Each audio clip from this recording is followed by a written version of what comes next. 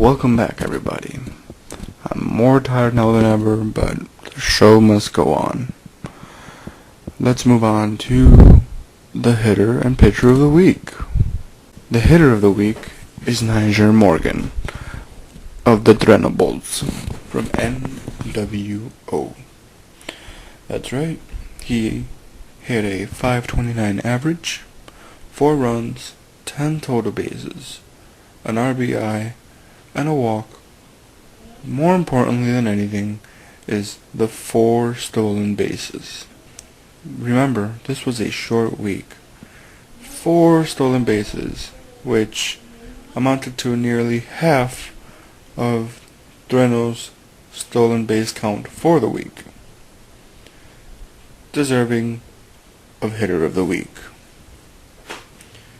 Moving on, the pitcher of the week, I must say, must go to J.P. Howell, who on 3 save opportunities had 3 perfect innings pitched, giving up no hits, no walks, no earned runs obviously, 4 Ks, and of course 3 saves.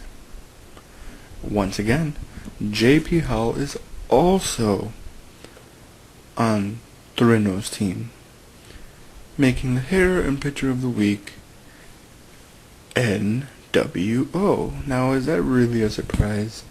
I mean, we told you we came here, we told you we're taking over, we've been dominant. What else is there to say? This is just the way it goes. We have the players you need. Moving on, let's quickly recap the matchups from last week.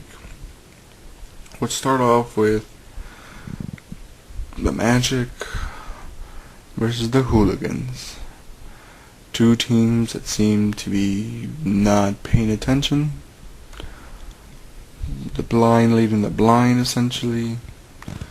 It ended in a 6-5-1. Magic are lucky that the Paleteros are in last place, and they've been struggling all year, and the McMortars seem to have fallen off the face of the earth. That's the only reason they're still in third, because the way they've been performing, they should be in last. And of course, the Hooligans are in last place.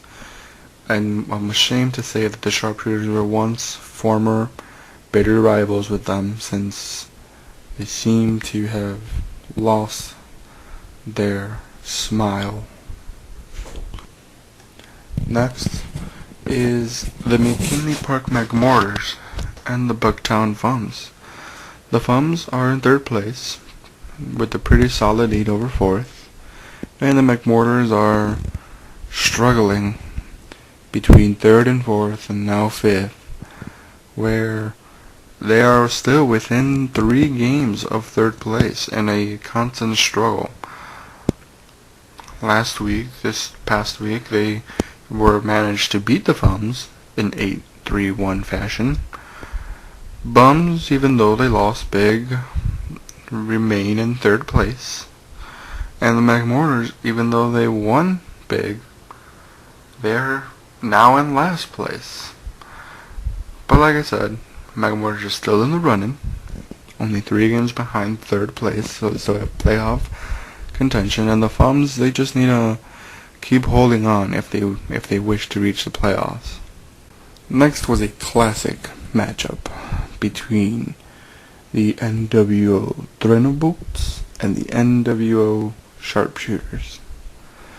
Yes, well, it was a short week.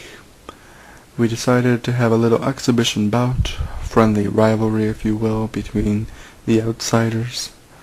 We were a little bored with the competition. I mean, I'm in first place by 12 games.